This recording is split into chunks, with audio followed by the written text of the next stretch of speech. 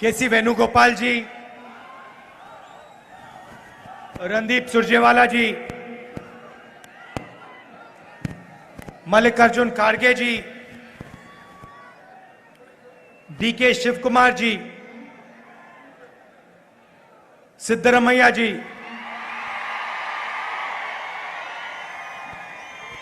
Ashok Gehlot ji, Bhupesh Baghel ji, BK Hariprasad जी, दिग्विजय सिंह जी, वीरप्पा मोइली जी, Jairam Ramesh ji, MB Patil ji, Muniyappa जी, stage पे बाकी वरिष्ठ नेता, हमारे प्यारे कार्यकर्ता, भाई और बहनों, प्रेस के हमारे मित्रों, आप सबका यहां बहुत बहुत स्वागत, नमस्कार। पांडे जी, इट्स ओके, आप दैट्स ओके।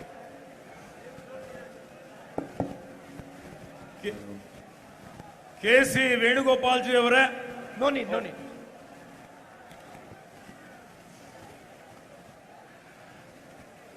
कुछ दिनों से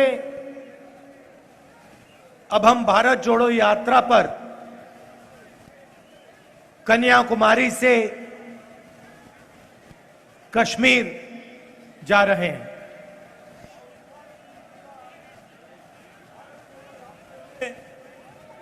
ಕಾಶ್ಮೀರದಿಂದ ಕನ್ಯಾಕುಮಾರಿವರೆಗೆ ಕಾಲ್ನಡಿಗೆಯಲ್ಲಿ ನಡೆಯುತ್ತಲಿದ್ದೇವೆ।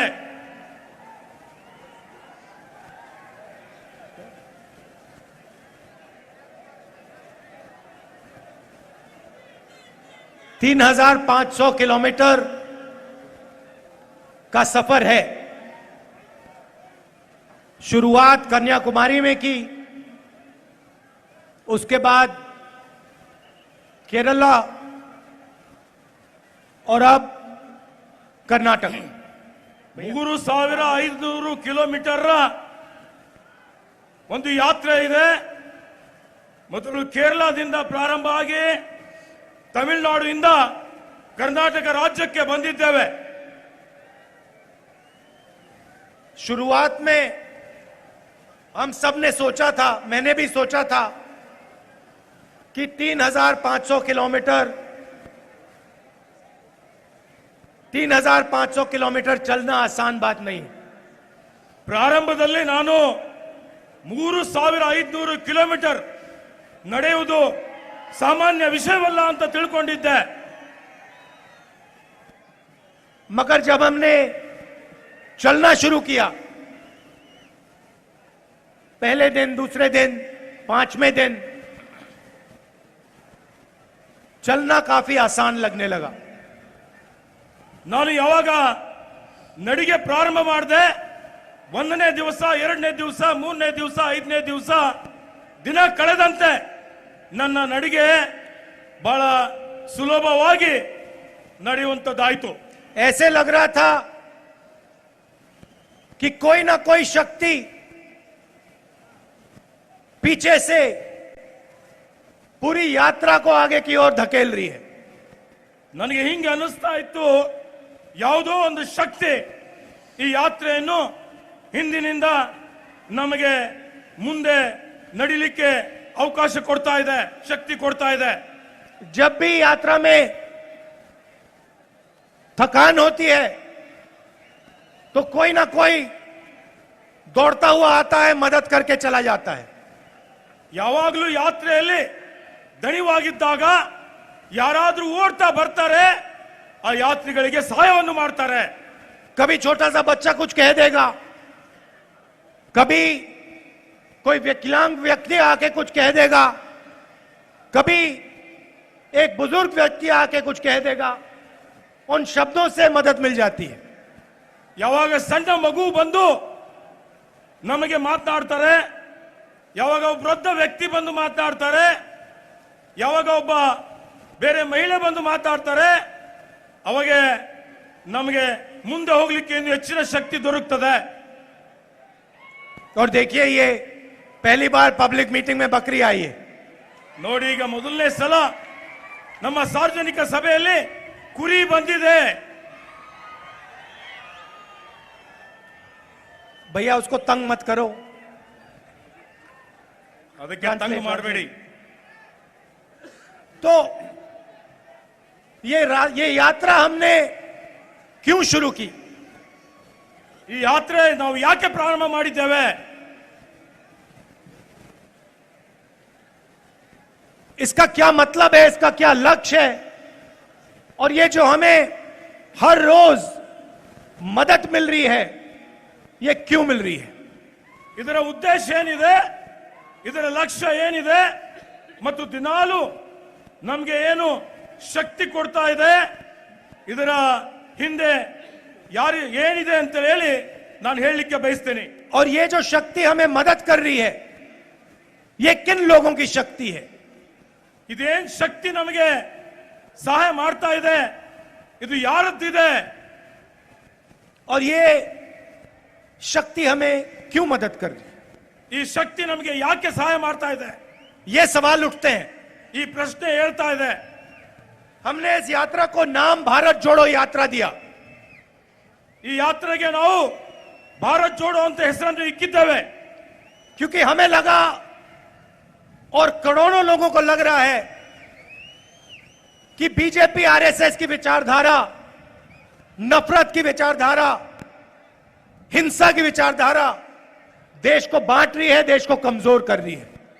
ಏಕೆಂದರೆ ನಮಗೆ ಅನಿಸ್ತು ನಮ್ಮ ಜೊತೆಯಲ್ಲಿ ಕೋಟ್ಯಾಂತರ ಈ ರಾಷ್ಟ್ರದ ಜನರ ಭಾವನೆನೂ ಇದೆ। ಬಿಜೆಪಿ ಮತ್ತು ಆರ್ಎಸ್ಎಸ್ ನ ವಿಚಾರಧಾರೆ ಈ ದೇಶದಲ್ಲಿ ಹಿಂಸೆ, ಅಸೂಯೆಯನ್ನು ಬಿತ್ತರಿಸ್ತಾ ಇದೆ। ಅದನ್ನು ಇವತ್ತು ಎಲ್ಲಾ ಕಡೆ ವಿಭಜನೆ ಮಾಡ್ತಾ ಇದೆ ಅನ್ನುವಂಥದ್ದು। हिंदुस्तान पर यह एक प्रकार का आक्रमण है। ಭಾರತ ದೇಶದ ಮೇಲೆ ಇದು ಒಂದು ತರ ದಾಳಿ ಇದೆ। यह देशभक्ति नहीं है, यह देश के खिलाफ काम किया जा रहा है। ಇದು ದೇಶಭಕ್ತಿ ಅಲ್ಲ, ದೇಶದ ವಿರುದ್ಧ ಅವರು ಕೆಲಸ ಮಾಡ್ತಾ ಇದ್ದಾರೆ। आप देखिए, एक महीने से हम यात्रा में चल रहे हैं। ನೀವು ನೋಡಿ, ಈಗ ನಾವು ಒಂದು ತಿಂಗಳಿಂದ ಈ ಯಾತ್ರೆಯಲ್ಲಿ ನಡಿಗೆಯಲ್ಲಿ ನಡೀತಾ ಇದ್ದೇವೆ। अलग अलग धर्म के लोग, अलग अलग धर्म के लोग, अलग जात के लोग, बुजुर्ग लोग, युवा, बच्चे सब एक साथ मिलकर प्यार से चल रहे हैं। ವಿವಿಧ ಧರ್ಮೀಯ ಜನರು, ವಿವಿಧ ಜಾತಿಯ ಜನರು, ಬೇರೆ ಬೇರೆ ಭಾಷೆಯ ಜನರು, ಅದರಲ್ಲಿ ವಿಶೇಷವಾಗಿ ಯುವಕರು, ಮಹಿಳೆಯರು, ವೃದ್ಧರು ಎಲ್ಲರೂ ಈ ಯಾತ್ರೆಯಲ್ಲಿ ನಮ್ಮ ಜೊತೆಯಲ್ಲಿ ನಡೀತಾ ಇದ್ದಾರೆ। यात्रा में आपको नफरत नहीं दिखाई देगी। ಈ ಯಾತ್ರೆಯಲ್ಲಿ ನಿಮಗೆ ದ್ವೇಷ ಎಲ್ಲೂ ಕಂಡು ಬರುವುದಿಲ್ಲ। यात्रा में आपको हिंसा नहीं मिलेगी। ಈ ಯಾತ್ರೆಯಲ್ಲಿ ನಿಮಗೆ ಹಿಂಸೆ ಕಾಣ ಸಿಗುವುದಿಲ್ಲ। भीड़ में किसी को चोट लगती है, कोई गिर जाता है, एकदम सब लोग उसकी मदद करते हैं। ಈ ಯಾತ್ರೆಯಲ್ಲಿ ಯಾರಾದರೂ ನೂಕು ನುಗ್ಗಲ್ದಲ್ಲೇ ಕೆಳಗೆ ಬಿದ್ದರೆ ಎಲ್ಲರೂ ಅವನಿಗೆ ಸಹಾಯ ಮಾಡ್ತಾರೆ। सवाल नहीं पूछते कौन से धर्म के हो, किस जात के हो, महिला हो, पुरुष हो, बच्चे हो, बुजुर्ग हो, यह नहीं पूछा जाता। एकदम मदद मिलती है। ಅವನಿಗೆ ಯಾರು ಪ್ರಶ್ನೆ ಕೇಳೋದಿಲ್ಲ, ನೀನು ಯಾವ ಜಾತಿಯವನಿದ್ದೆ, ಯಾವ ಧರ್ಮೀಯನಿದ್ದೆ, ನೀನು ಪುರುಷನಿದ್ಯಾ, ಮಹಿಳೆ ಇದೆಯಾ, ಯಾವ ಭಾಷೆ ಮಾತಾಡ್ತಾ ಇದ್ದೆ, ಆದ್ರೆ ಎಲ್ಲರೂ ಬಂದು ಕೆಳಗೆ ಬಿದ್ದವರನ್ನು ಸಹಾಯ ಮಾಡ್ತಾರೆ। और यह विचारधारा सिर्फ यात्रा की विचारधारा नहीं है, यह विचारधारा, यह सोच कर्नाटक की सोच है। ಈ ವಿಚಾರಧಾರೆ ಬರೀ ಯಾತ್ರೆ ವಿಚಾರಧಾರೆ ಅಲ್ಲ, ಈ ವಿಚಾರಧಾರೆ ಕರ್ನಾಟಕದ ವಿಚಾರಧಾರೆ ಆಗಿದೆ। और यह सिर्फ कर्नाटक की विचारधारा नहीं है, यह हिंदुस्तान की सोच है, हिंदुस्तान का इतिहास है। ಈ ವಿಚಾರಧಾರೆ ಬರೀ ಕರ್ನಾಟಕದ ಅಷ್ಟೇ ಅಲ್ಲ, ಇಡೀ ಭಾರತ ದೇಶದ ವಿಚಾರಧಾರೆ ಆಗಿದೆ। बसवना जी ने, अंबेडकर जी ने नारायण गुरुजी ने यही बातें बोली थी। ಬಸವಣ್ಣನವರು, ಬಾಬಾ ಸಾಹೇಬ್ ಅಂಬೇಡ್ಕರ್ ಅವರು, ನಾರಾಯಣ್ ಗುರು ಅವರು ಇದೇ ವಿಚಾರಧಾರೆ, ಇದೇ ಪರಂಪರೆಯನ್ನು, ಇದೇ ತತ್ವವನ್ನು ನಮಗೆಲ್ಲರಿಗೆ ತಿಳಿಸಿದ್ದಾರೆ। और जो उन्होंने बोला था वो कर्नाटका की सड़क पे चलने में दिखाई देता है। ಅವ್ರು ಏನು ಹೇಳಿದ್ರು ಅದು ಯಾತ್ರೆಯಲ್ಲಿ, ನಡಿಗೆಯಲ್ಲಿ ನಮಗೆ ಕಾಣಿಸ್ತಾ ಇದೆ। वो आपके दिल के अंदर है, आपके खून के अंदर है, उसको निकाला नहीं जा सकता। ಅದು ಕರ್ನಾಟಕದ ಜನರ ಹೃದಯದಲ್ಲಿದೆ, ಅದು ನಿಮ್ಮ ರಕ್ತದಲ್ಲಿದೆ, ಅದನ್ನು ಯಾರೂ ತೆಗಿಲಿಕ್ಕೆ ಸಾಧ್ಯ ಇಲ್ಲ। कितनी भी कोशिश कर लें ये लोग, 24 घंटे लगा लें, 50 साल लगा लें, ये आपके खून से, आपके डीएनए से नहीं निकाला जा सकता। ಯಾರು ಎಷ್ಟೇ ಪ್ರಯತ್ನ ಮಾಡಲಿ, ಎಷ್ಟೇ ಒತ್ತಡ ಹಾಕಲಿ, ಆದರೆ ಅವರಿಗೆ ನಿಮ್ಮ ಈ ಒಂದು ರಕ್ತದಿಂದ ಆ ವಿಚಾರಧಾರೆ ತೆಗಿಲಿಕ್ಕೆ ಸಾಧ್ಯ ಇಲ್ಲ। हम चल रहे हैं, भाईचारे के लिए चल रहे हैं, मगर यात्रा में 2-3 और मैसेजेस हैं। ನಾವು ನಡೀತಾ ಇದ್ದೀವಿ, ಸಹೋದರತ್ವಕ್ಕಾಗಿ ನಡೀತಾ ಇದ್ದೀವಿ, ಆದರೆ ಯಾತ್ರೆಯಲ್ಲಿ ಇನ್ನೂ ಕೆಲವೊಂದು ವಿಷಯಗಳಿದಾವೆ। यात्रा में चलते हुए मैं बहुत सारे युवाओं से मिला हूं। ಯಾತ್ರೆ ನಡಿಗೆಯಲ್ಲಿ ನಾನು ಬಹಳಷ್ಟು ಯುವಕರನ್ನು ಭೇಟಿಯಾಗಿದ್ದೇನೆ। कॉलेज में, यूनिवर्सिटी में पढ़ाई कर रहे हैं, स्कूल में पढ़ाई कर रहे हैं। ಕಾಲೇಜ್ನಲ್ಲಿ, ಶಾಲೆಯಲ್ಲಿ, ವಿಶ್ವವಿದ್ಯಾಲಯದಲ್ಲಿ ಅವರು ವಿದ್ಯಾಭ್ಯಾಸ ಮಾಡ್ತಾ ಇದ್ದಾರೆ। और मैं उनसे पूछता हूं, क्या करना चाहते हो? पढ़ाई कर रहे हो, क्यों कर रहे हो, बाद में क्या करोगे? ನಾನು ಅವರಿಗೆ ಪ್ರಶ್ನೆ ಕೇಳ್ತೀನಿ, ನೀವು ಮುಂದಿನ ಭವಿಷ್ಯದಲ್ಲಿ ಏನ್ ಮಾಡ್ಬೇಕಂತೀರಿ, ಈಗ ಏನ್ ಮಾಡ್ತಾ ಇದ್ದೀರಿ ಅಂತೇಳಿ ಹೇಳಿ। कोई मुझे कहता है सॉफ्टवेयर इंजीनियर बनूंगा, कोई कहता है लॉयर बनूंगा, डॉक्टर बनूंगा, कोई बच्ची कहती है मैं पुलिस फोर्सेस में काम करना चाहती हूं। ಯಾವ ವಿದ್ಯಾರ್ಥಿ ಹೇಳ್ತಾನೆ ನಾನು ಸಾಫ್ಟ್ವೇರ್ ಇಂಜಿನಿಯರ್ ಆಗ್ತೀನಿ, ಯಾರು ಹೇಳ್ತಾರೆ ನಾನು ಇವತ್ತು ಶಿಕ್ಷಕನ ಆಗ್ತೀನಿ, ಬೇರೆ ಬೇರೆ ಉದ್ಯೋಗ ಮಾಡ್ತೀನಿ ಅನ್ನುವಂತ ವಿಚಾರವನ್ನು ಅವರೆಲ್ಲ ಹೇಳ್ತಾರೆ। उसके बाद मैं उनसे पूछता हूं, क्या तुम्हें लगता है, तुम्हें भरोसा है कि कॉलेज के बाद, स्कूल के बाद तुम्हें नौकरी मिलेगी? ಅದಾದ ಮೇಲೆ ನಾನು ಅವರಿಗೆ ಕೇಳ್ತೇನೆ, ನೀನು ನಿನ್ನ ವಿದ್ಯಾಭ್ಯಾಸ ಪೂರೈಸಿದ ಮೇಲೆ ನಿನಗೆ ನೌಕರಿ ಸಿಗುತ್ತಾ? जवाब मिलता है भरोसा नहीं है, हमें नहीं लगता कि हमें नौकरी मिलेगी। ಉತ್ತರ ಸಿಗ್ತದೆ, ನಮಗೆ ವಿಶ್ವಾಸ ಇಲ್ಲ, ನಮಗೆ ಅನ್ನಿಸೋದಿಲ್ಲ ನಮಗೆ ನೌಕರಿ ಸಿಗುತ್ತೆ ಅಂತ। आज हिंदुस्तान में 45 साल से सबसे ज्यादा बेरोजगारी है। ಇವತ್ತು ಹಿಂದೂಸ್ತಾನದಲ್ಲಿ 45 ವರ್ಷದ ಇತಿಹಾಸದಲ್ಲಿ ಎಲ್ಲಕ್ಕಿಂತ ಹೆಚ್ಚಿನ ನಿರುದ್ಯೋಗ ತಾಂಡವಾಡ್ತಾ ಇದೆ। प्रधानमंत्री ने कहा था हर साल 2 करोड़ युवाओं को रोजगार दूंगा। ಪ್ರಧಾನಮಂತ್ರಿ ಅವರು ಹೇಳಿದ್ರು ಪ್ರತಿ ವರ್ಷ 2 ಕೋಟಿ ಉದ್ಯೋಗ ಕೊಡ್ತೀನಿ ಅಂತ। कहां गए 2 करोड़ रोजगार? ಎಲ್ಲಿ ಹೋದು 2 ಕೋಟಿ ಉದ್ಯೋಗ? उल्टा करोड़ों युवाओं को बेरोजगार कर दिया है। ಅವರ ನೀತಿಯಿಂದ ಕೋಟ್ಯಾಂತರ ಯುವಕರು ಉದ್ಯೋಗ ಇದ್ದಿದ್ದು ಕಳೆದುಕೊಂಡು ಬಿಟ್ಟಿದ್ದಾರೆ। कर्नाटक में 2.5 लाख सरकारी पोस्ट वेकेंट क्यों हैं? ಕರ್ನಾಟಕ ರಾಜ್ಯದಲ್ಲಿ 2.5 ಲಕ್ಷ ಸರ್ಕಾರಿ ನೌಕರಿಗಳು ಯಾಕೆ ಖಾಲಿ ಇದೆ? और प्रधानमंत्री की पॉलिसियों ने, नोटबंदी, जीएसटी और उन्होंने जो कोविड के समय किया, उसके कारण 12.5 करोड़ युवाओं रोजगार खो गए।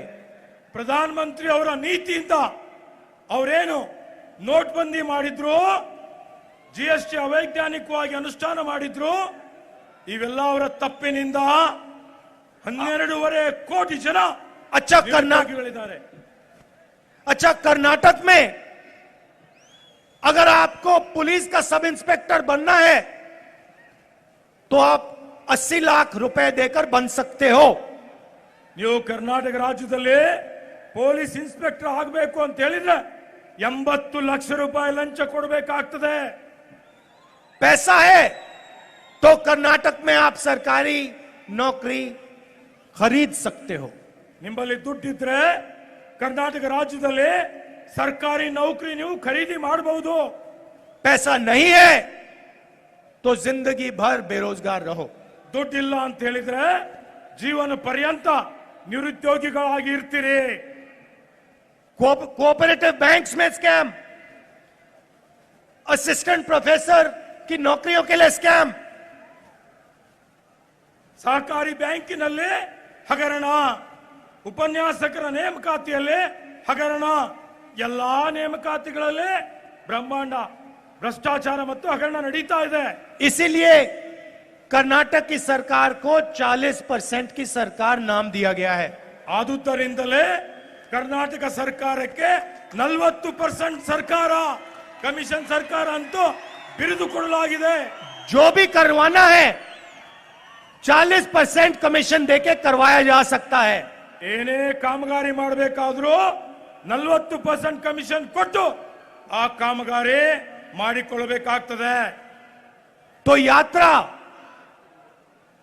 बेरोजगारी का मुद्दा उठाने के लिए भी हमने की है। ಈ ಯಾತ್ರೆ ನಿರುದ್ಯೋಗದ ಸಮಸ್ಯೆ ಜನರ ಗಮನಕ್ಕೆ ತರಲಿಕ್ಕೆ, ಅದನ್ನು ವಿಷಯವನ್ನು ತೆಗೆದುಕೊಳ್ಳಲಿಕ್ಕೆ ಯಾತ್ರೆ ಪ್ರಾರಂಭ ಮಾಡಿದ್ದೇವೆ। And as if unemployment is not enough, as if hatred and violence is not enough, you are faced with the highest prices you have ever been faced with. ಇವತ್ತು ಬರೀ ನಿರುದ್ಯೋಗ ಅಷ್ಟೇ ಅಲ್ಲ, ಹಿಂಸೆ ಅಷ್ಟೇ ಅಲ್ಲ, ಇವತ್ತು ದೇಶದಲ್ಲಿ ಎಲ್ಲಕ್ಕಿಂತ ಹೆಚ್ಚಿನ ಒಂದು ಬೆಲೆ ಏರಿಕೆ ಇದೆ। Prices keep rising. ಇವತ್ತು ಬೆಲೆ ಏರಿಕೆ ಗಗನಕ್ಕೇರಿದೆ, They don't stop. ಅದು ನಿಲ್ಲಕ್ಕೆ ತಯಾರಿಲ್ಲ। The Prime Minister in his speeches used to say, cylinders cost 400 rupees. Pradhan Mantri ಅವರ ಭಾಷಣದಲ್ಲಿ ಹೇಳ್ತಾ ಇದ್ರು, ಗ್ಯಾಸ್ ಸಿಲಿಂಡರ್ 400 ರೂಪಾಯಿಗೆ ಕೊಡ್ತೀವಿ ಅಂತ ಹೇಳಿ। In every speech he used to explain how our mothers and sisters are suffering because gas cylinders cost 400 rupees. ಪ್ರತಿಯೊಂದು ಅವರ ಸಾರ್ವಜನಿಕ ಸಭೆಯಲ್ಲಿ ಅವರು ಹೇಳ್ತಾ ಇದ್ರು, ನಮ್ಮ ತಾಯಂದಿರು, ನಮ್ಮ ಹಿರಿಯರು, ಬಡವರು ಎಲ್ಲರೂ 400 ರೂಪಾಯಿ ಸಿಲಿಂಡರ್ ಬೆಲೆ ಇದ್ದಾಗ ಅದರಿಂದ ಅವರಿಗೆ ಕಷ್ಟ ಆಗ್ತಾ ಇದೆ। Today that same cylinder costs 1000 rupees. ಇವತ್ತು ಅದೇ ಸಿಲಿಂಡರ್ 1000 ರೂಪಾಯಿ ಇವತ್ತು ಅದರ ದರ ಇದೆ। Why doesn't the Prime Minister explain what our mothers and sisters are supposed to do now? ಪ್ರಧಾನ ಮಂತ್ರಿಗಳು ಯಾಕೆ ಇವತ್ತು ಈ ದೇಶಕ್ಕೆ ಅವರು ಉತ್ತರ ಕೊಡಬೇಕಾಗಿದೆ? ನಮ್ಮ ಅಕ್ಕ ತಂಗಿಂದಿರು, ಅಣ್ಣ ತಮ್ಮಂದಿರಿಗೂ ಇವ್ರೇನ್ ಹೇಳ್ತಾರೆ, ಅವ್ರೇನ್ ಸಫರ್ ಆಗ್ತಾ ಇದ್ದಾರೆ, ಅದಕ್ಕೆ ಯಾರು ಕಾರಣ ಅಂತ ಹೇಳಿ।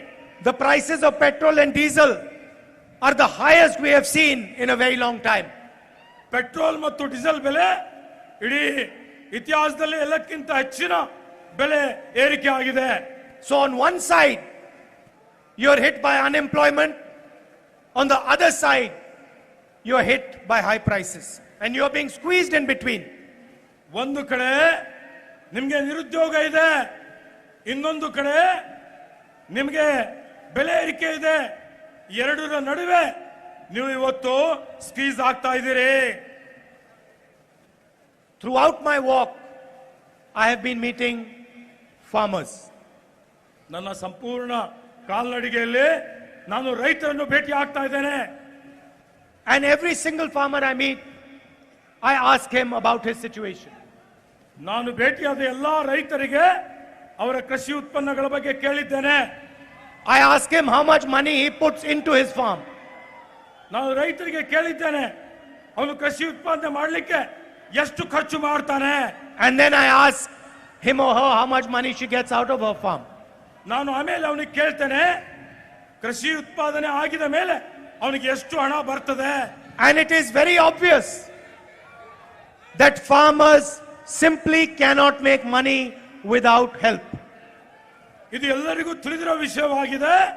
ಸರ್ಕಾರದ ಸಹಾಯ ಇಲ್ಲದೆ ರೈತರಿಗೆ ಲಾಭ ಆಗಲಿಕ್ಕೆ ಸಾಧ್ಯನೇ ಇಲ್ಲ।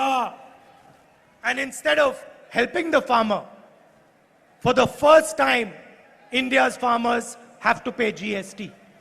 ರೈತರಿಗೆ ಸಹಾಯ ಮಾಡೋದು ಬಿಟ್ಟು ಇವತ್ತು ದೇಶದ ಇತಿಹಾಸದಲ್ಲಿ ಕೃಷಿ ಉತ್ಪನ್ನಗಳ ಮೇಲೆ ಜಿಎಸ್ಟಿ ತೆರಿಗೆ ದರ ಹಾಕಿದ್ದಾರೆ.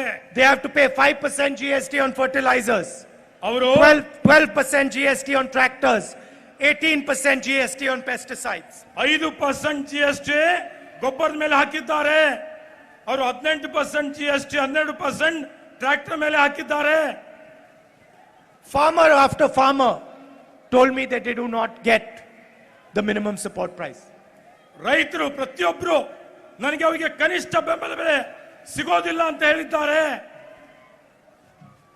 This is the situation that the farmers of Karnataka and the farmers of our country are facing.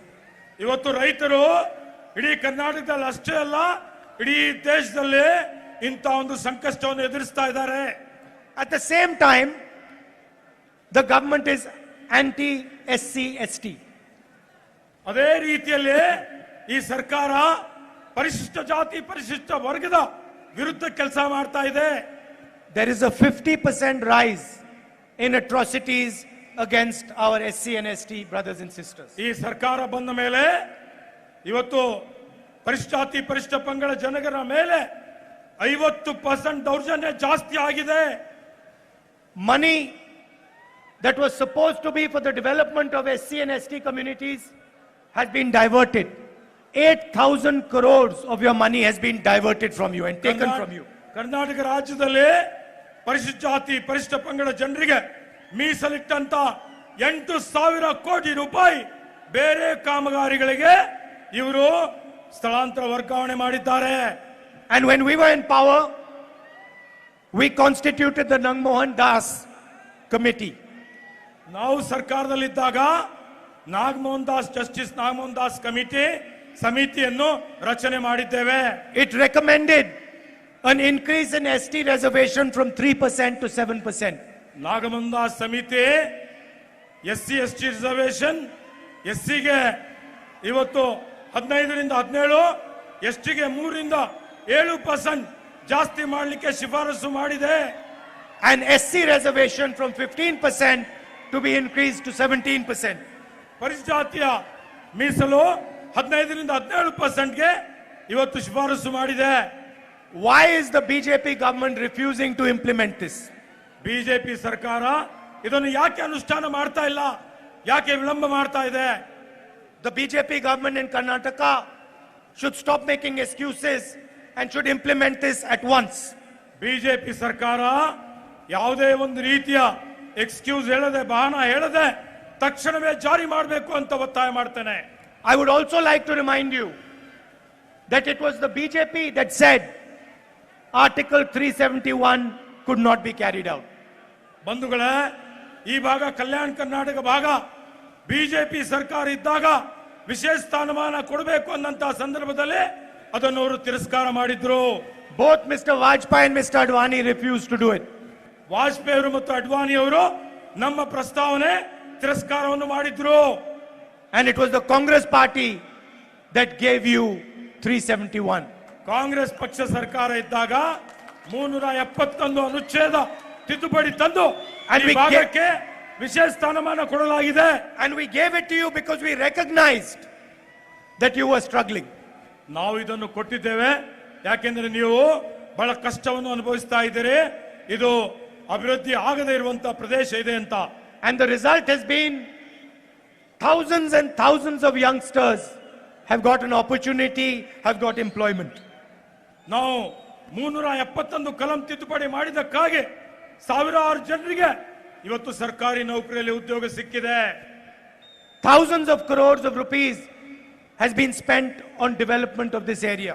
ಸಾವಿರಾರು ಕೋಟಿ ರೂಪಾಯಿ ವಿಶೇಷ ಅನುದಾನ ಈ ಭಾಗದ ಅಭಿವೃದ್ಧಿಗಾಗಿ ಬಂದಿದೆ. And lakhs of students have got admission in medical and engineering colleges and other courses. ಲಕ್ಷಾಂತರ ವಿದ್ಯಾರ್ಥಿಗಳು ಇವತ್ತು ವೈದ್ಯಕೀಯ ವಿಜ್ಞಾನ ಸಂಸ್ಥೆಯಲ್ಲಿ, ಎಂಜಿನಿಯರಿಂಗ್ ಕಾಲೇಜಲ್ಲಿ, ಅಗ್ರಿಕಲ್ಚರ್ ಕಾಲೇಜಲ್ಲಿ ಪ್ರವೇಶವನ್ನು ಪಡೆದಿದ್ದಾರೆ. I would like to conclude by saying we have a long relationship between my family and Bellary. ನಾನು ಈ ಭಾಷಣ ಮುಕ್ತಾಯಕ್ಕಿಂತ ಮೊದಲು ಈ ಒಂದು ಬೆಳ್ಳಾರಿ ಮತ್ತು ನಮ್ಮ ಪರಿವಾರದ ಅನ್ಯೋನ್ಯವಾದಂತ ಒಂದು ಬಾಂಧವ್ಯ ಇದೆ, ಸಂಬಂಧ ಇದೆ. My mother fought an election from here and got wholehearted support from the people of Bellary. ನನ್ನ ತಾಯಿಯವರಾದಂತ ಶ್ರೀಮತಿ ಇಂದಿರಾ ಗಾಂಧಿ ಅವರು ಇಲ್ಲಿ ಲೋಕಸಭೆಯಲ್ಲಿ ನಿಂತು ನಿಮ್ಮೆಲ್ಲರ Sonia Gandhi. ಶ್ರೀಮತಿ ಸೋನಿಯಾ ಗಾಂಧಿ ಅವರು ಈ ಕ್ಷೇತ್ರದಲ್ಲಿ ಚುನಾವಣೆಯಲ್ಲಿ ನಿಂತು ನಿಮ್ಮೆಲ್ಲರ ಸಹಕಾರದಿಂದ ಪ್ರಚಂಡ ಬಹುಮತದಿಂದ ಗೆದ್ದಿದ್ದಾರೆ. And my grandmother Indira Gandhi ji fought from Chikmagalur. ಮತ್ತೆ ನನ್ನ ಅಜ್ಜಿ ಇಂದಿರಾ ಗಾಂಧಿ ಅವರು ಚಿಕ್ಕಮಗಳೂರಿನಿಂದ ಲೋಕಸಭೆಯಿಂದ ಗೆದ್ದು ಬಂದಿದ್ದಾರೆ. So I cannot forget that. ನಾನು ಇದನ್ನು ಮರೆಯಲಿಕ್ಕೆ ಸಾಧ್ಯನೇ ಇಲ್ಲ. I'd like to also thank all of you for walking with us through Karnataka. ನನ್ನ ಜೊತೆಯಲ್ಲಿ ನೀವೆಲ್ಲ ಕಾಲ್ನಡಿಗೆಯಲ್ಲಿ ಭಾಗವಹಿಸಿದ್ದಕ್ಕಾಗಿ ಹೃದಯಪೂರ್ವಕ ಧನ್ಯವಾದಗಳನ್ನು ಕೋರುತ್ತೇನೆ. And I got to understand the heat that you face in Bellary. ನಾನು ಈಗ ಅರ್ಥ ಆಗಿದೆ ಈ ಬೆಳ್ಳಾರಿಯ ಬಿಸಿಲು ಯಾವ ರೀತಿಯಲ್ಲಿ ನಿಮಗೆ ತೊಂದರೆ ಕೊಡ್ತದೆ ಅನ್ನುವಂಥದ್ದು. And we are not even in the full summer right now. ನಾವು ಇನ್ನು ಪೂರ್ತಿ ಬೇಸಿಗೆಯಲ್ಲಿ ಬಂದಿಲ್ಲ. So walking in the streets, I was thinking about how difficult it must be to be a farmer or a laborer in full summer in Bellary. ನಾನು ರಸ್ತೆಯಲ್ಲಿ ನಡಿಗೆ ಮಾಡ್ತಾ ಇದ್ದಂತ ಸಂದರ್ಭದಲ್ಲಿ ಈ ಬೆಳ್ಳಾರಿಯಲ್ಲಿ ಒಬ್ಬ ರೈತ, ಒಬ್ಬ ಕಾರ್ಮಿಕ ಈ ಬಿಸಿಲಿನಲ್ಲಿ ಯಾವ ರೀತಿಯಲ್ಲಿ ದುಡಿಮೆ ಮಾಡ್ತಾನೆ, ಎಷ್ಟು ಕಷ್ಟ ಅನುಭವಿಸ್ತಾನೆ ಅನ್ನುವಂಥದ್ದು ನಾನು ತಿಳಿದುಕೊಂಡಿದ್ದೇನೆ. And I would like to tell all the farmers, all the laborers and all the small and medium business people in Bellary that we will help you. When we come to power, we will help you. We will make your life easier and we will support you the way a government should. ನಾನು ಮತ್ತೆ ತಮ್ಮೆಲ್ಲರಿಗೆ ವಿಶ್ವಾಸ ಕೊಡ್ತಾ ಇದ್ದೀನಿ. ಬೆಳ್ಳಾರಿಯ ರೈತರು, ಕಾರ್ಮಿಕರು, ವಿದ್ಯಾರ್ಥಿಗಳು, ಮಹಿಳೆಯರು, ಇವತ್ತೇನು ಸಿದ್ಧ ಉಡುಪೆ ಮಾಡುವಂತ ಏನು ಕಾರ್ಯಕರ್ತರಿದ್ದೀರಿ, ಪ್ರತಿಯೊಬ್ಬರಿಗೂ ಇಲ್ಲಿನ ಸರ್ವಾಂಗೀಣ ಅಭಿವೃದ್ಧಿಗಾಗಿ ನಾವು ನಮ್ಮ ಸರ್ಕಾರ ಬಂದ ಮೇಲೆ ಸಹಾಯ ಮಾಡ್ತೀವಿ, ಅಭಿವೃದ್ಧಿ ಮಾಡ್ತೀವಿ. ಇವತ್ತು ನಿಮ್ಮನ್ನು ನಿಮ್ಮ ಗಮನದಲ್ಲಿ ಇಟ್ಕೊಡ್ತೀವಿ ಅನ್ನುವಂತ ವಿಶ್ವಾಸ ಕೊಡ್ತೇನೆ. Thank you for walking with us. Thank you for your love and affection. Thank you for your help. ನಮ್ಮ Namaskar. ಜೊತೆಯಲ್ಲಿ ನಡಿಗೆ ಮಾಡಿದ್ದಕ್ಕಾಗಿ ನಿಮಗೆ ಧನ್ಯವಾದಗಳನ್ನು ಅರ್ಪಿಸುತ್ತೇನೆ. ಧನ್ಯವಾದ. Thank you. बहुत बहुत शुक्रिया आदरणीय